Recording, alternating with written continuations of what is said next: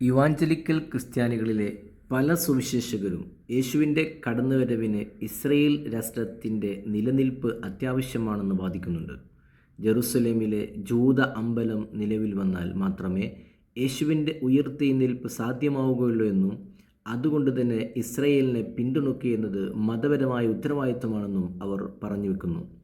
ടെക്സാസിൽ നിന്നുള്ള senator Ted cruise ഈയിടെ ഒരു അഭിമുഖത്തിൽ മതപരമായ കാരണങ്ങൾ കൊണ്ടാണ് താൻ പ്രധാനമായും ഇസ്രയേലിനെ പിന്തുണയ്ക്കുന്നതെന്ന് പറയുന്നുണ്ട്.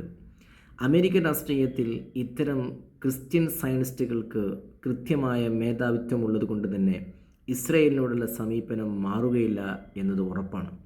പ്രത്യുത മതപരമായ ഉത്തരവാദിത്വം എന്ന വ്യാഖ്യാനത്തിൽ നിന്നാണ് സയനിസ്റ്റുകളെ കണ്ണടച്ച് പിന്തുണയ്ക്കുന്നതെങ്കിൽ ബൈബിൾ രേഖകളിൽ പ്രസ്താവിക്കുന്ന ഇസ്രയേലിനെ അഥവാ ഗ്രേറ്റർ ഇസ്രയേലിനെയാണ് അമേരിക്കയിലെ ഇവാഞ്ചലിക്കൽ ക്രിസ്ത്യൻ പിന്തുണയ്ക്കുന്നത് എന്നതും വ്യക്തമാണ്.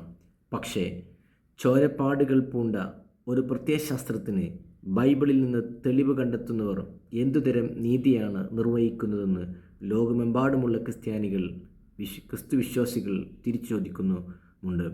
എത്ര തന്നെ മതത്തിൻ്റെ പരികൽപ്പനകൾ നൽകിയാലും വിശപ്പ് ആയുധമാക്കി പിഞ്ചു കുഞ്ഞുങ്ങളെ കൊന്നുതള്ളുന്നവർക്ക് ലോക മനസ്സാക്ഷി മാപ്പ് നൽകില്ലെന്ന് തീർച്ചയാണ്.